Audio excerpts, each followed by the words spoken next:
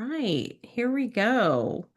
Well, thanks guys for coming to this session about all the things you need to know about entering our ASID Texas Design Competitions. And if most of you, I think I know, but some of you I do not. And my name is Laura McDonald Stewart, and I'm a longtime chronic volunteer for ASID, specifically ASID Texas. And I have kind of helped run our design competitions over the years. We've changed platforms. We've changed the way we've done things based on feedback from members and such. And so I was asked this year to kind of go over some basics because we're really trying to get more people to enter because we have so many talented members out there. And I know some people have gotten, a little intimidated over the years. And I don't care where you're located within our Texas chapter, I have seen good work everywhere. So it's no excuse. I'm from West Texas. I see a lot of stuff. I'm in Dallas, but I'm from West Texas. I go out there all the time. I see a lot of great project out there, but we never have any West Texas people enter. It drives me crazy. So I'm trying to inspire people to be less intimidated and enter. So I'm going to go over a bunch of stuff.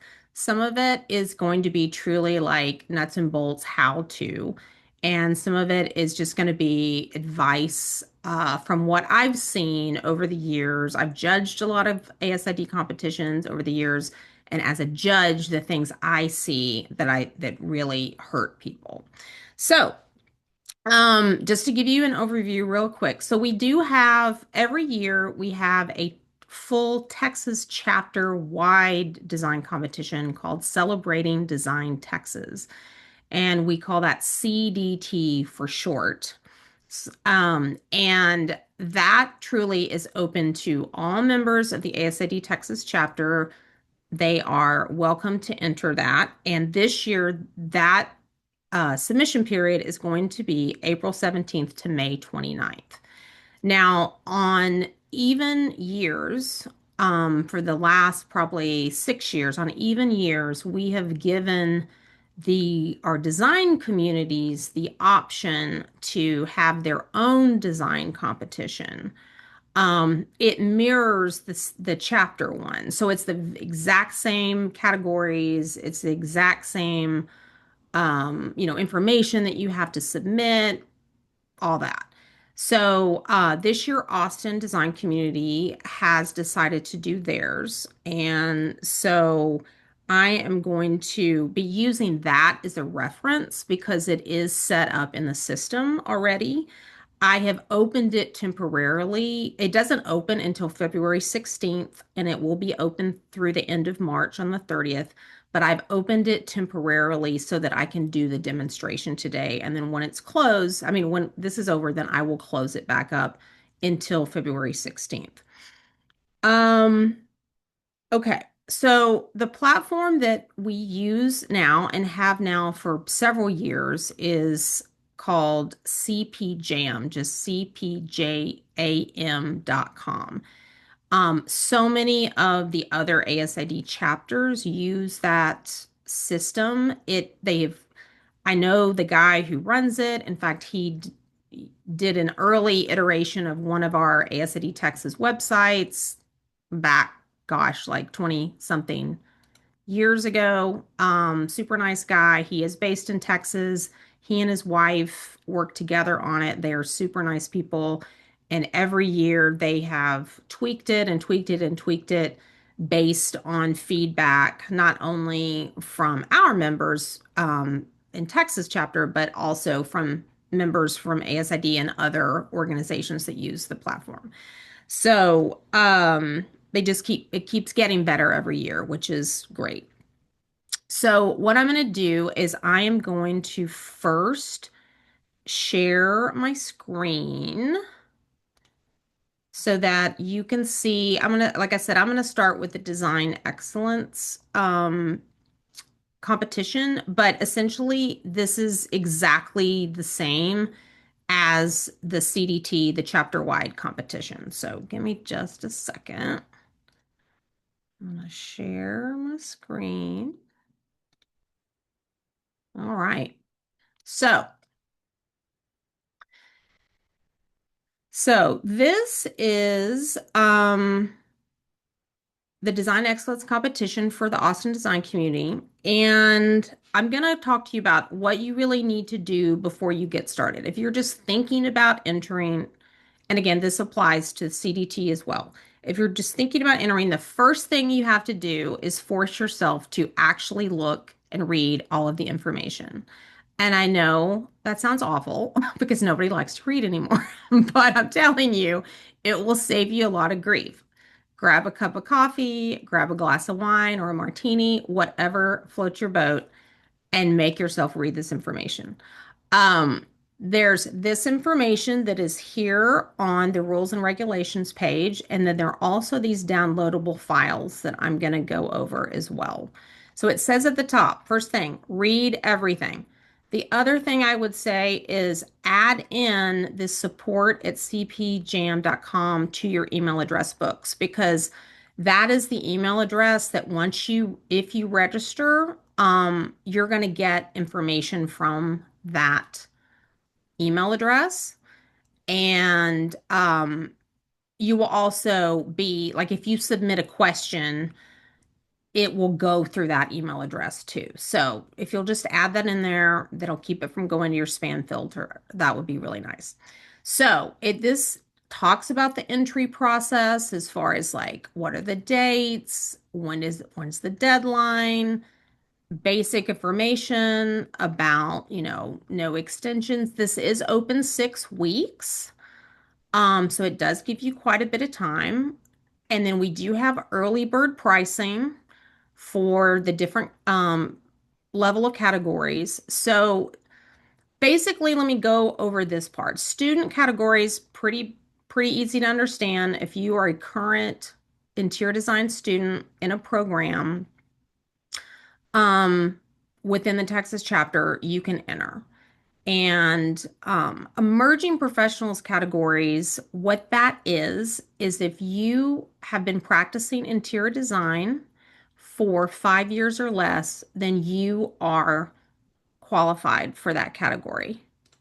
Now, the thing is, you can be an emerging professional and you can enter the emerging professionals categories, but you can also enter any of the other categories as well, except the students, obviously. But if you want to enter the design categories as well, you're absolutely allowed to do that. Now, the vice versa is not true. If you are a designer that have been practicing over 5 years, you cannot enter the emerging designer categories. That should make sense. The designer categories, basically, those also include the two industry collaboration categories. And so, what I want to emphasize is if you were doing an industry collaboration category, you as the designer need to do the entering, not the actual industry person you are collaborating with. Now, they can help you on the back end with the entry and getting the information together and all that kind of stuff. You will be naming them in, um, you know, in the entry as part of your team, but they are not the ones actually doing the entry. Okay. Now, on talking about eligible entrants, now for this Austin design community competition specifically, it is only for designers who are officially part of the Austin design community. Now, what that means is that you as a member, a designer member, have the ability to assign yourself to one design community, really, within the Texas chapter. And if you are part of that, then you can enter this. Now, with the CDT awards that's chapter wide, you just have to be part of a designer within the Texas chapter, period. But for this specific design community competition, you have to be a part of the Austin one. Now, I know that Maudie Edwards, who is the current chair and on this call, she is going to be having one of her committee members assigned as an additional contact, and they will be monitoring that.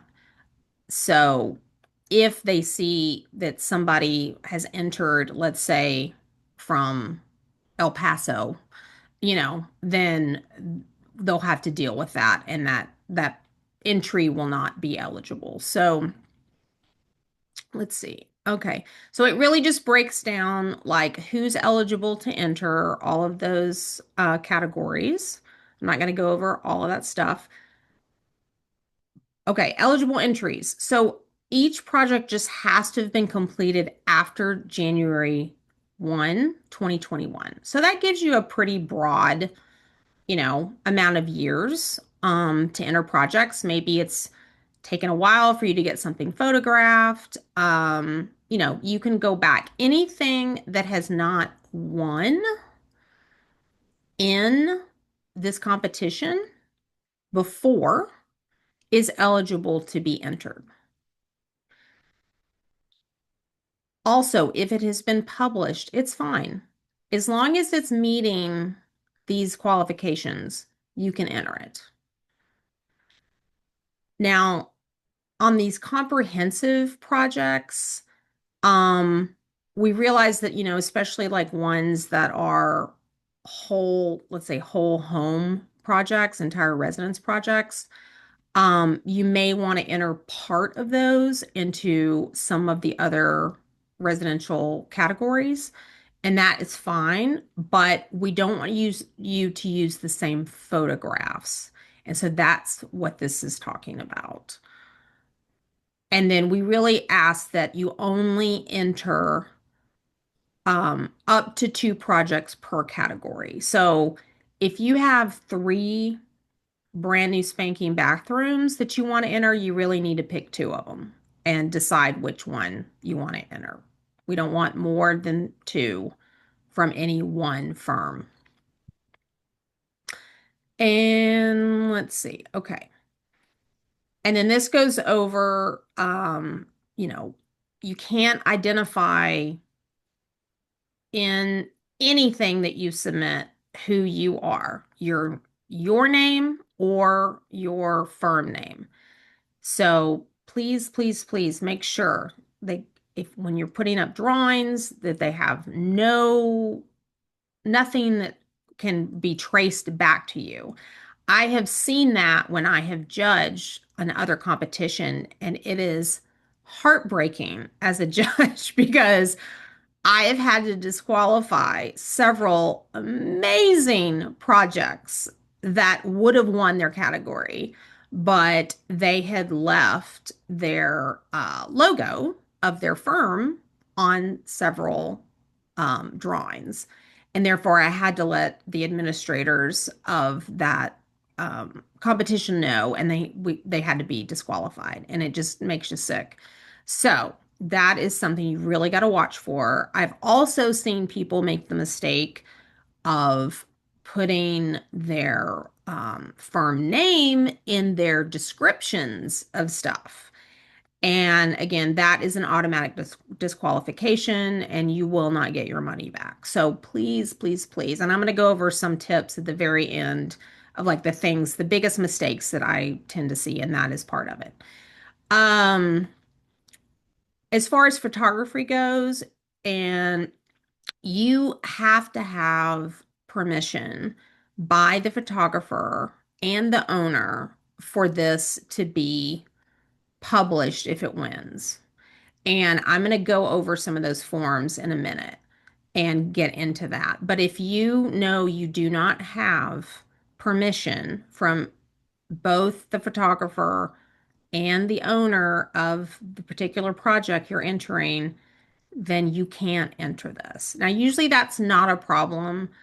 I did have one project one time, it was a corporate project, and the owners absolutely positively would not let us publish the photographs, which drove me up the wall. So I couldn't enter it, right? So, just so you know, that sometimes happens, but usually it's fine. Okay. These are the judging criteria, and this is really good for you to understand because this is kind of what you need to write to when you are entering the competition. You need to think about these things because these are the things that the judges are going to be considering. And they're pretty much, you see that there's kind of two different sections of criteria. And that's because some of the categories, which we're going to go over in a minute, don't involve like square footage necessarily. They may be more of a detail or that kind of thing. So that's really the only reason they're different because, there's no space planning involved with some of the projects that get entered. And then just so you know that the judges that we get are always ASID practitioner members from across the country. And they're always a variety of, practice areas that they represent, that they've worked in. And we really kind of leave it up to them. Um, to, you know, let us know what they think of the projects and judge the projects. And then if we have ties and things, then we'll go back to them and say, okay, you need to pick, you need to dig deeper here. And because we've got a tie. And so that's how that works. So I'm going to go over this a little bit later, the tips for winning entries. And then we're going to go over this part as well. So let me go back. I'm going to show you so there's all this information on the rules and regulations page. And then there's all these downloadable files over here too. One of those are the competition categories. And, but the categories are also here. So they're listed here. And we've got lots of categories. As you can see, we've got 16 commercially focused categories, and one of those is the emerging professionals category. We have got 21 residential categories. One of them is the emerging professionals. And then also in both the residential and commercial, we have the industry partner collaboration. And that goes over the details, what I talked about earlier, as far as like who's eligible for that, who's entering that kind of thing. Then we have obviously these student categories. We have one commercial, one residential, but we also have these three categories that really can be either residential or commercial.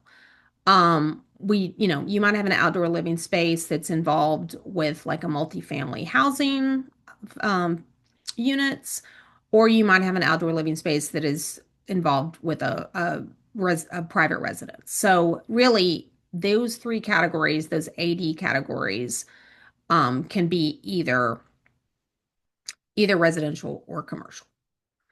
Okay, I'm gonna go real quick. I'm gonna stop the share, and then I'm gonna go show you. Okay, I'm gonna go show you some of those downloadable files. Let me do this.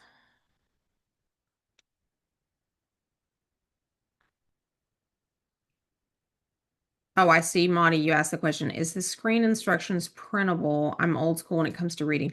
So I will after this, I've got my notes that I've put together and I'll just kind of tweak those and I can send those out as a PDF to everybody who joined us. Happy to do that. And I can link it to when I link to the recording. Okay, so that downloadable file, one of those is this categories. It basically, this is all the same information that was available on the computer that we were just looking at on the computer screen. But if you wanted to download this, print it out for yourself and be able to look at it while you're doing, something else and you're not online, but it's the exact same information.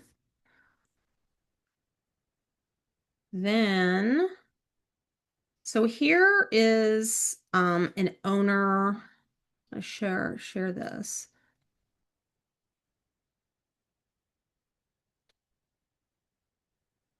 Okay, this is the owner permission form.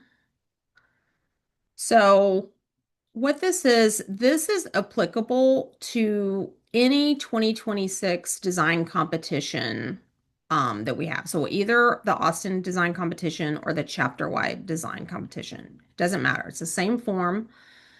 Um, and so basically it just says, okay, the owner is giving me permission to do this. Now, if your contract that you have or agreement that you have with your owner already has that in it, then what you can do is that you can write a letter on your letterhead stating this and putting this form together with that and uploading it as one PDF. And that way you don't have to go get the actual owner again to sign this form. But if you don't have that as part of your contract, then you do need to get the owner to sign this form. And we do say at the bottom, we are very explicit that if this project wins, then the owner's name, contact information, and address of the project will never be included where the winners are listed.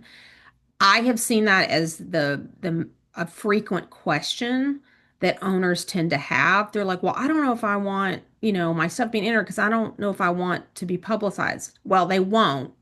It would just be like one photograph of the winning image that you choose from that project. They will never be named. The project location is not named. Nothing about the owner is named. So that's why we've put that on the form to help try to, make the owners much more comfortable. This is important too. If a project with the same owner is being submitted for multiple entries, you only need to fill this form out once. All you have to do is just simply list the applicable entry numbers if there are multiple and upload the same form. So, all that to say, if you let's say are entering you have two different entries that are from the same owner, you don't have to get them to sign this twice. All you have to do is just get them to sign it once, put in the entry numbers on the form, and just upload it to both entries when you enter. Okay, now I'm going to go back. The photographer form is very, very similar.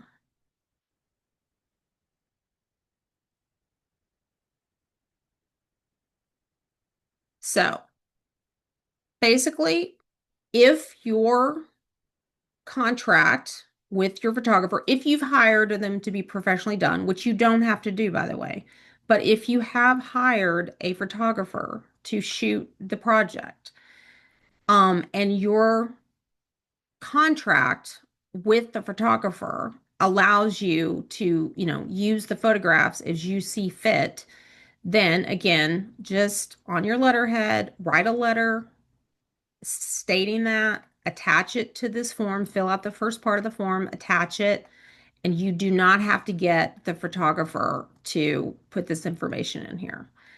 Same thing on the multiple entry thing. If it's the same photographer on the same project, you don't have to do multiple forms. It's all the same form, and you can upload that form to all of the entries that you have for that specific project. Okay. The very last downloadable form that is very helpful is the submittal information. Now, so this is your friend. This is going to tell you truly all of the information that you are going to be required to upload, include with each entry. It really spells it out. Now, something new for this year And this is something we've started doing because I've seen it on a lot of other ASID competitions and ASID overall, the society. Our motto is design impacts lives. And so, even several judges who have judged our competitions in the last year or two have said you need to have, a part that says, as part of the entry, explicitly explain how the project's design impacted the lives of the occupant. And what that means is, I mean, what you do matters, right? You just explain how it affected the occupants, whether it is a commercial project or a residential project. Your design is going to impact those occupants. And all you just have to do is talk about that.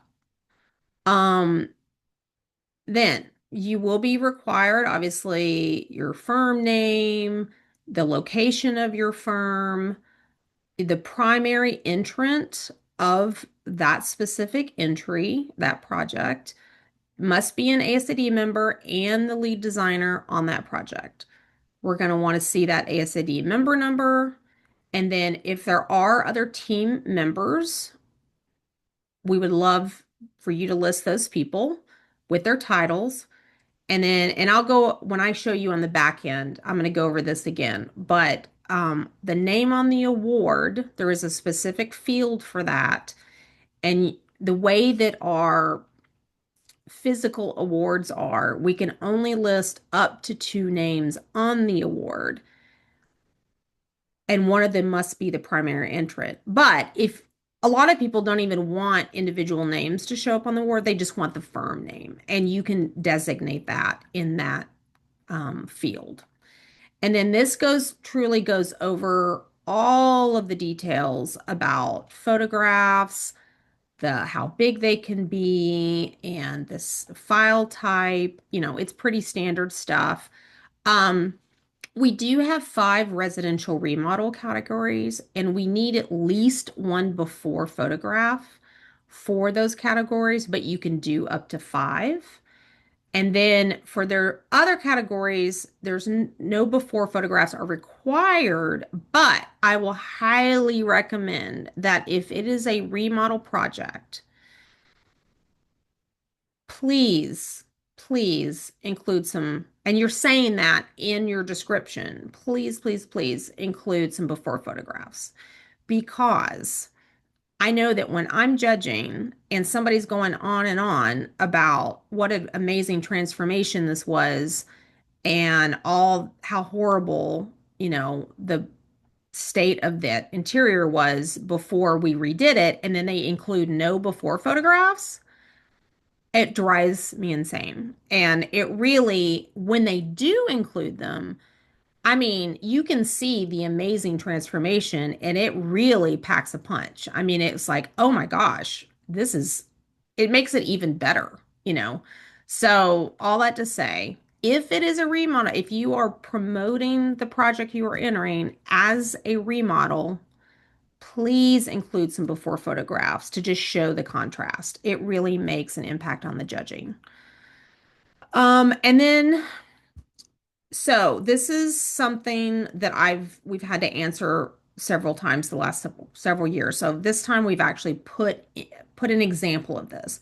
So what happens is that you have larger projects. Maybe they're a big commercial project or maybe they're a big residential project. And somebody's like, well, we've got all these photographs that we really would like to show more, but we only have, room for the 10 that's allowed. Is there any way that we could upload additional photographs like on one file? So we do allow that. And I actually, at the very bottom of this, have put an example. So this is an example of having a multi-photograph image with captions on it that can be uploaded as one of your image slots. So this is a nice way. Now, granted, obviously it's smaller for the judges to view, but if you're trying to get across maybe the breadth of the project, maybe some of your less important images that you want to show, but that aren't like the star images. You could include this and you could, so this is an example of how it doesn't have to look like this, but this is an example of how it could look. And again, I have the tips for winning entries and okay, project drawings. So you do need to provide at least one drawing. Um, Sometimes for some of the smaller projects, let's say it's just like a detail, maybe you didn't truly draw it out, just give us a sketch. Just give us something, that the judges can look at. It doesn't have to be super fancy. Now, on the other side of that, you can upload your, you know, really detailed plans. You can upload elevations, anything that you want to show to really convey how much work and thought went into this. I highly recommend, I think it looks better when do put in a few more drawings. It just shows kind of the extent of what you're thinking, how you got to that solution. Um, but if you don't, if it is the type of projects, well, sometimes we do have that we don't do a ton of drawings on, you don't have to, put in like 10 drawings, but you just need something. You need one. Okay. And then you've got these, obviously, the owner's permission for form and the photography permission form. Optional are headshots. Sometimes, the headshots would only be used at the presentation if the person putting the presentation together wanted to include those on the presentation. So that's what that's for.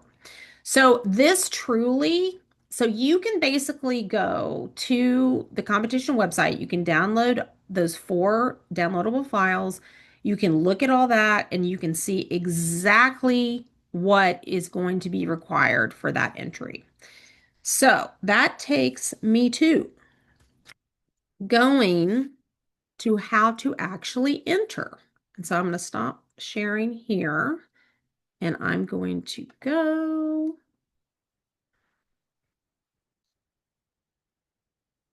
back over here and share this. So before I move on though, this is what I would tell you to do.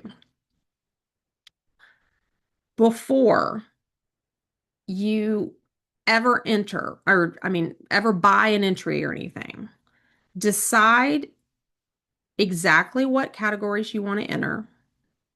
Really go through all of that and decide what you want to enter.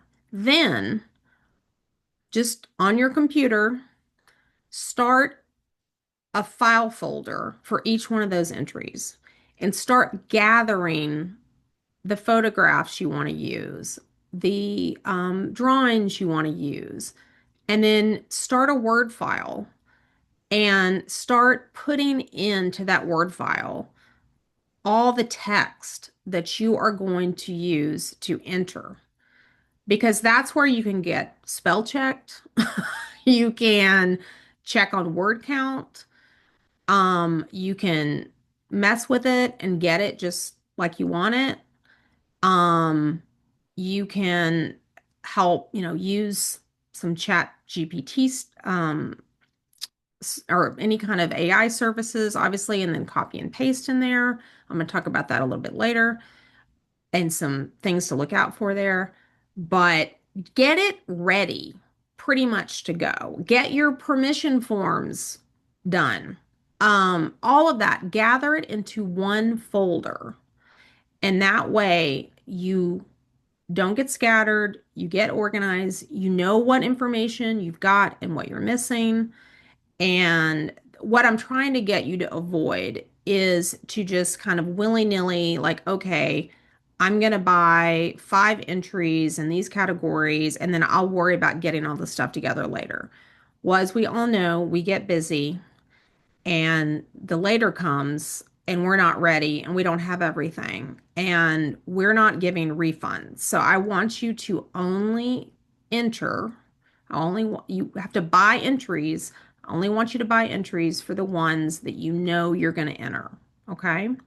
So just that's why we've been so explicit on the front end that you know exactly what's going to be asked for. Okay, now I am going to share my screen.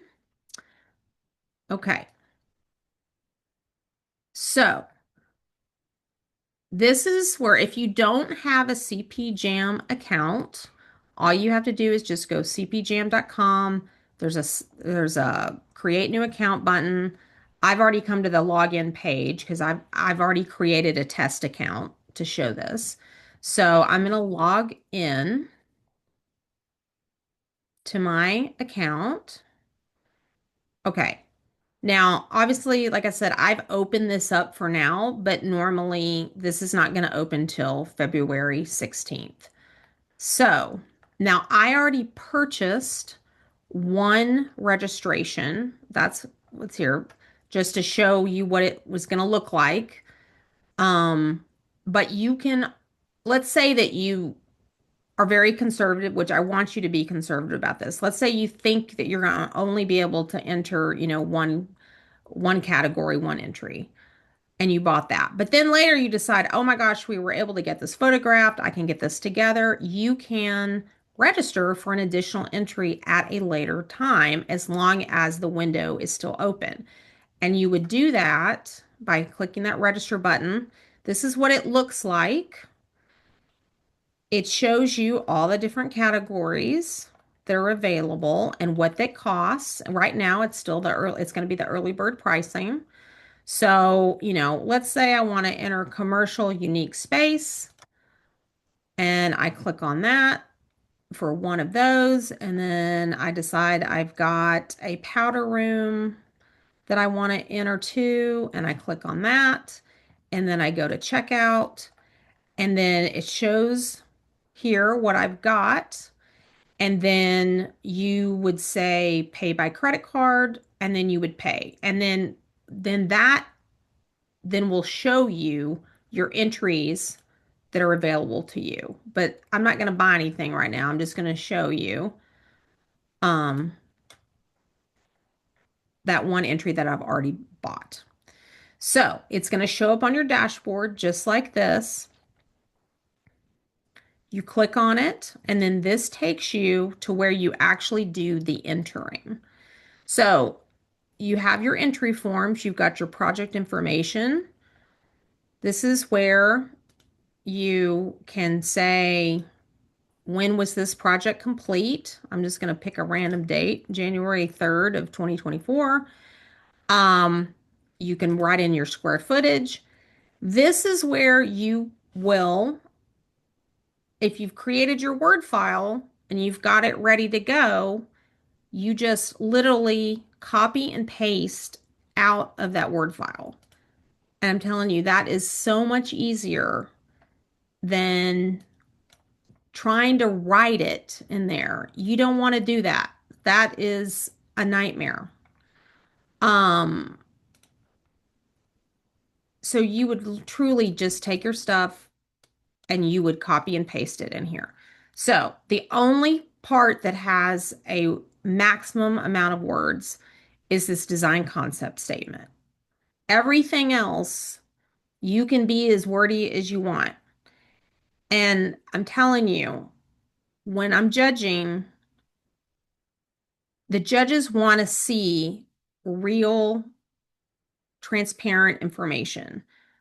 Be as descriptive as possible about what were the challenges that you encountered with this project. What were the design solutions that you came up as to deal with those problems? And then this is that new impact statement. Um, Again, we all know that your work makes a difference in their lives. Just talk about it.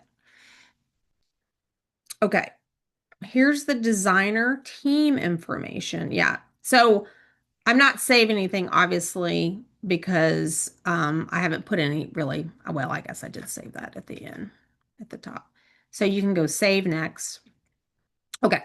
This is where you put in your firm name, firm location, the primary entrant name, the primary entrant ASID member number, um, the teams and titles, if applicable, of anybody that was on your team.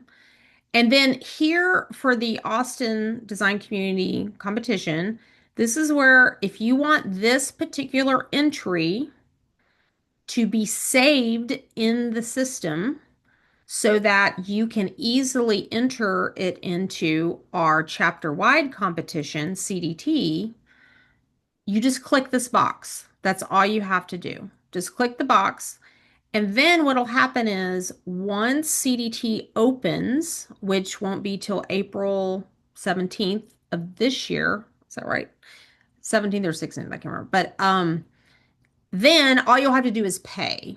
And we'll contact you about how to do that. And it's so much easier. Now, that doesn't mean that you can't still go in there. And if you want to fiddle with your entry, you still can do that. But essentially, it will take all the information that you've submitted here for design excellence and it will save it for CDT. And then that way you don't have to do everything again. It just makes it so much easier. Okay. Now, this is where you have your permission files, permission forms that you would upload. And these are also living here. So if you didn't download them before, you can download them here. But you just have to get them completed and then you'll upload them here. Here's your photographs to upload. And I'm going to do an example. Just a second. I've got some demonstration files. Okay, so I'm going to upload this file. And it's just like basically doing an attachment, on an email or something. And then what you can do is you can click on that and you can edit. Now, this is where you can put in a caption. Again, I would highly, highly, highly recommend that you do really good captions about what is in this photograph. You can talk about the materials. You can talk about some more of the challenges. You can talk about, why you chose what you chose or did what you did. All of that stuff. Anything to enhance. Basically, you're trying to convey to the judges all the decisions that you made, why you came up with the design solution that you came up with. That is what they want to know. So you can put a caption here. You don't have to, but I would highly, highly recommend that you do. Now, this guy right here, you were going to have to, for every entry that you have, you need to designate one photograph as the cover photo. Now, if you select it now and you end up, let's say you upload another one and you decide, you know what, I think I want that one to be my cover photo. That's fine. You can just go in, you can edit, toggle that off, toggle that on, and you're done. But you just have to have one. Now that can't be a multi-image file like I showed you that we were allowing. It needs to be just one single image. It needs to be like a JPEG or a PNG, not a PDF. And that's an internal weird thing that I won't go into. But but we say that on the materials that are out there. Then again, here's the before folder. For this particular category, it's not required because this particular category might be a new build. But if it is a remodel, highly, highly, highly recommend if you are selling this project as a remodel, put in some before photographs. It really helps sell it to the judges. Drawings. Here's where you would upload a drawing. I'd already uploaded one when I was kind of playing around with this. Again, this happens to be a powder room elevation. Don't select it as cover photo. We don't want a drawing as a cover photo. You want to photograph as a cover photo, but that's just a thing that's still available in there. But again, all you would do is, if I can get back over here, you would go to your drawings, you choose it, you upload it. These can be PDFs, they can be PNGs, they can be, whatever it is that you want it to be. Again, if you would like to put a caption on there to say something about, you know, whatever challenge that you had with this bathroom or whatever, you can put it there too. I feel like the more information that you talk about to the judges about maybe the angst and the heartache that you went through for this project, the better, because it shows how hard you worked on it, all the decisions you made and why you did what you did. Okay, here's the headshot part. Again, optional, but if you want to upload a headshot of you and your team members, you absolutely can. Okay, here's the name to be shown on award thing.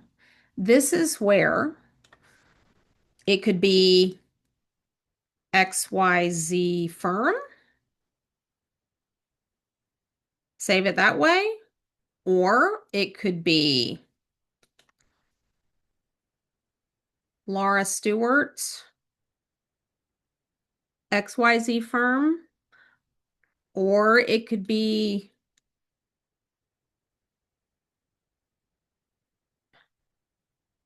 Laura Stewart and Jane Doe, XYZ firm. It doesn't say it here because I can't change this in the system, but we can, like I said, we can only have up to 2 individual names on a physical award. Um, and so a lot of people just say, you know what, just put my firm name on here. It's really up to you how you want to do it. But that is what this name to be shown on award is for. So at the end, you review and it's going to show you what you're missing. All the information that you're missing that I haven't yet put in, it's going to give you a little heads up on that. Okay. Now, I'm going to stop sharing real quick because I see we have some questions. Okay, Monty, how have judges considered captions and entries written by AI? Any tips? On the headshot, can we upload our company photo? I mean company logo. Yeah, so basically the judges are not going to see your headshots. Obviously, they're not going to see any identifying feature of who is entering the project. So if your headshot happens to have your company logo in the background, that's totally fine. No problem. And then how have judges considered captions and entries written by AI? Any tips? Okay. What I have seen when it comes to AI is that what gets sometimes spit out back to you is either has no personality, it's or it's really more, it's just generic. It's not detailed enough. It's more flowery language, generic type design terms. It's just, I mean, you can kind of tell sometimes. Now, granted, as AI gets a little bit more sophisticated and our ability to use it, our knowledge level gets better, that is changing. But some of the projects that I have judged in the past year, sometimes you can totally tell if it was written by AI and just copied and pasted out of AI. It just, it's flavorless sometimes. It just doesn't give you the detail that you as a judge are looking for. So I just say be careful about that. You want it to have some personality, you want it to have the detail, you want it to stand out to the judges and not be generic. Um, okay. So, kind of going back to tips for winning entries. And this again is posted, and I can go back and share the screen and kind of go over some of this. Okay. So, some tips for winning entries. Back to the rules. Where did I put it? Here we go. Like I said, I'm going to reiterate. When you are writing all of your concept statement, project challenges, impact statement, photo captions, etc., include as many relevant details as possible to demonstrate the extensive thought process, knowledge base, and skill set. You need to let the judges know what you know. And you know a lot, but sometimes that does not get conveyed to the judges. It's just too simplistic. But do pay attention to grammar, spelling, typos, all of that kind of stuff. Because when you see something that is written with mistakes in it, then it just seems a little sloppy. And sometimes judges will ding you for that. And I will admit, I do ding people for that because that's kind of a pet peeve of mine. And like I said, when you're uploading photos, do take the time to caption the photo. Really say what it is in that photo that you are highlighting. And maybe it's some of the information that you've already written in, your project challenges. That's okay. Copy and paste it. No big deal. It just reiterates to the judge. You're trying to make it as easy on the judge to show for them to understand how talented you are and how thoughtful you are. That's really, think about it from the perspective of the judge. And then, like I said, always keep in mind that the judges are judging on specific things. They are judging these things right here. That's what they're giving points for. So if you think about those things, then write to those things and mention information that shows them that you took these things into consideration. So those would be my tips for winning incidents. Now, I'm going to take off the screen share. Okay, so here are the top mistakes that I do see. They are people wait to the last minute to get it together. And so they may buy the entry, but they haven't really compiled anything before. They hadn't start the process. And all of a sudden, 6 weeks is up and they're like, oh no, I don't have my permission forms ready. I haven't written my stuff. And so they end up making mistakes, or they just don't even have the information ready to go and upload. And therefore, they have an incomplete entry and it doesn't even go to the judges because it is incomplete and they basically have just squandered their money. So again, preparation, compile your information ahead of time. I mean, you can start now, even though if you're entering the Austin Design Competition, even though it doesn't open until February 16th, you can start compiling your information out because we've literally told you every single thing you need. Same thing for the CDT competition opening in mid-April.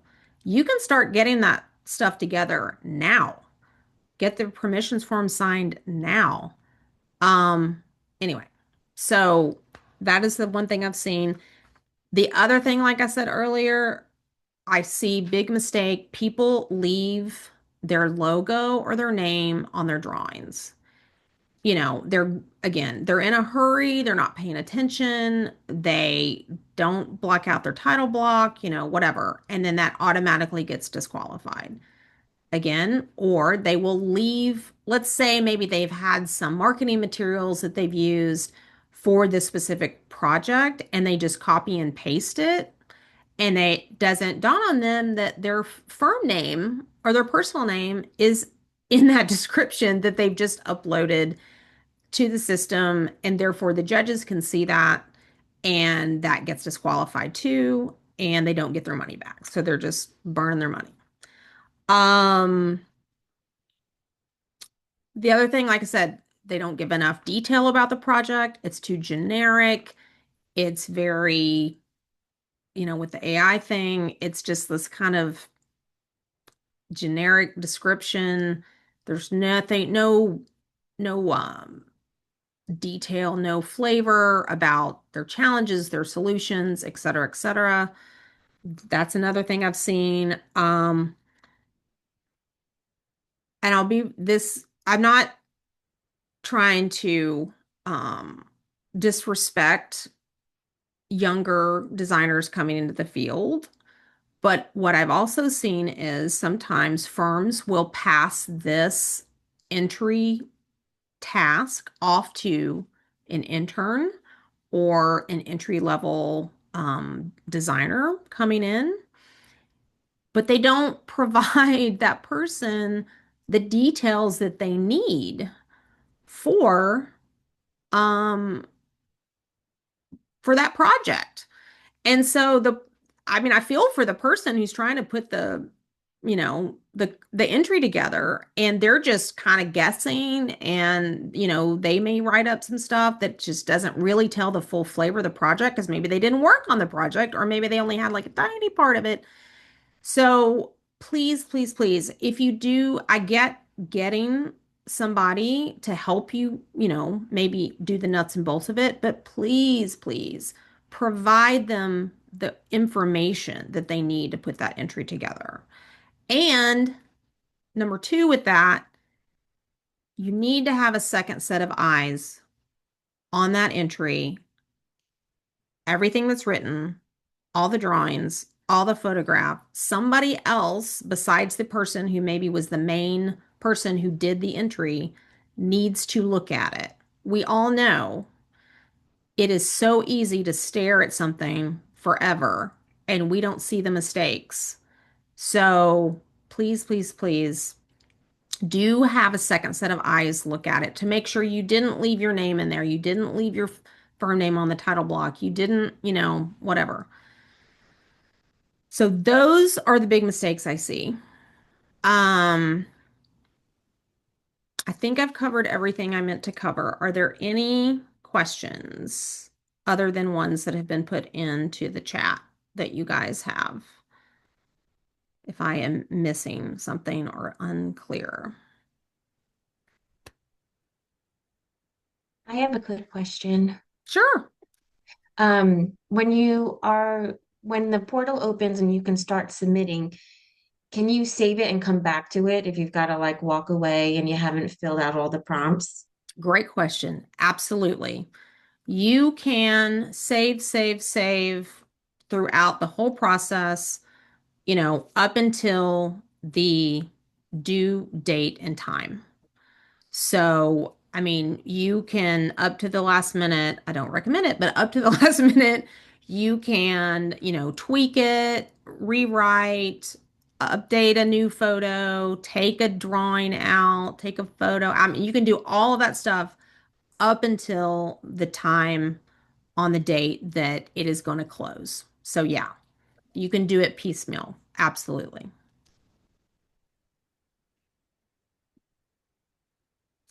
Anybody else? Yes. Hi, Laura. I have a question. Can you talk to me a little bit more about the industry collaboration and what does that look like? What kind of projects get entered in that specifically?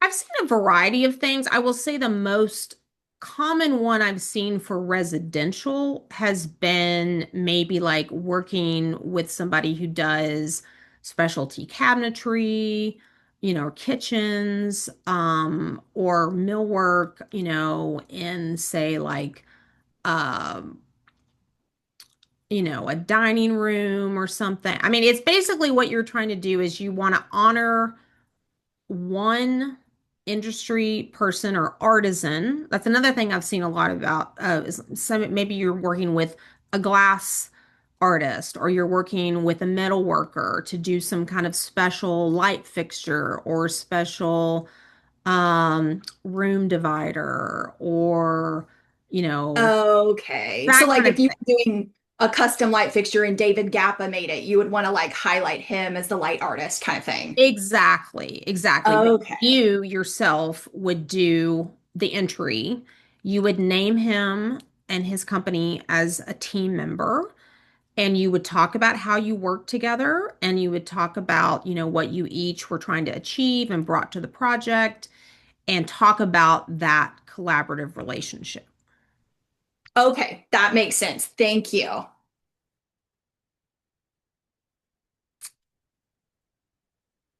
right. Anything else? Okay. Well, if not, it's great. Like I said, what I'm going to do is we're going to I've recorded this. We're going to upload it, and I will also create a document that kind of goes over the stuff that we talked about. And I will upload that as well, and we'll put it on our webinar recordings page on our ASID Texas website. And I'll send out an email through Eventbrite as well that to all the registrants, and so they will have access to that. Maybe give me until tomorrow to get all of that done, but I am stuck at home just like most of you, so I will have time. But yeah, but thanks so much. Great questions. And I hope you got a lot out of this and that you will enter and you will encourage maybe some folks who have been scared to enter in the past to enter this year. So, all right, guys. Thanks so much. I appreciate it. Bye.